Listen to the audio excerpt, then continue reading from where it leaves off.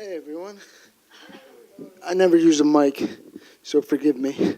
This one's called Next Stop New Delhi. When I have bad days, I think of my friend Aaron, who gave it all up, a six-figure job in a great band, to become a monk.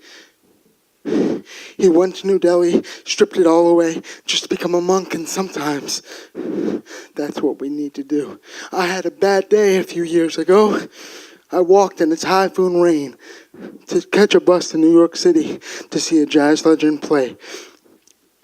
And outside of Port Authority, I saw a punk chick no older than 26. She had a sign that said, "I don't like pina coladas or getting caught in the rain," and I thought it was clever. So I said, "What are you running from?" "Heroin," she said. I said, "Here's $12, a ginger ale, and a water. You kick it, you kick it, you kick it as hard as you can."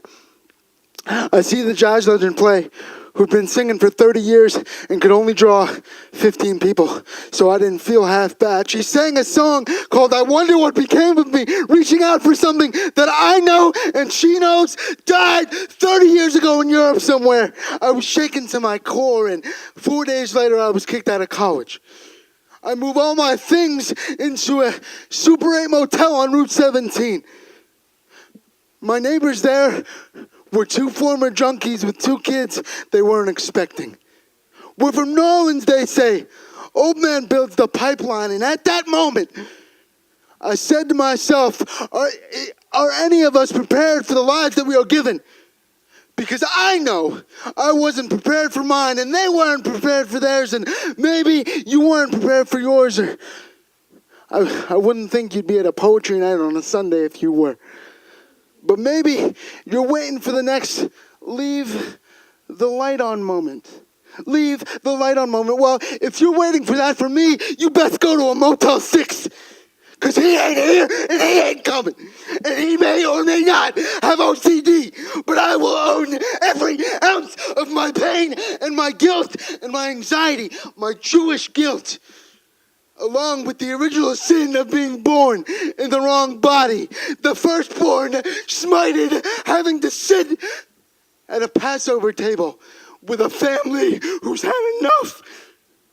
See, throw your papers and protocol and practice away, because nobody's buying hard copy, only Audible. But I digress. Sometimes we all just have to go to New Delhi. We all just have to go to a place where we feel safe and our credit card companies won't be allowed in. And our president won't be allowed in. And our exes won't be allowed in. And our therapists won't be allowed in. And our doctors won't be allowed in. And our insurance companies won't be allowed in. So I say, we all, after the gig, we all get into a white van and we lay down so nobody sees us. Because we're all just immigrants, no matter what that asshole in D.C. says. We all came into this world and we will all come out of it the same way, dust in a pine box. And all our friends will be in New Delhi, living and dead. The heroin addicts and the 80-year-old jazz singers. Because we're all running from something, whether it be heroin or heroines. And my body wasn't made for running. And I'm sick and tired of my pain. But I'll own every bit of it. I saw my friend Aaron the other day. We sat at Ben's Chili Bowl. I had the love of my life by my side. He said, my girlfriend, now fiance, wrote me a love letter every day for 4 years while I was in the monastery.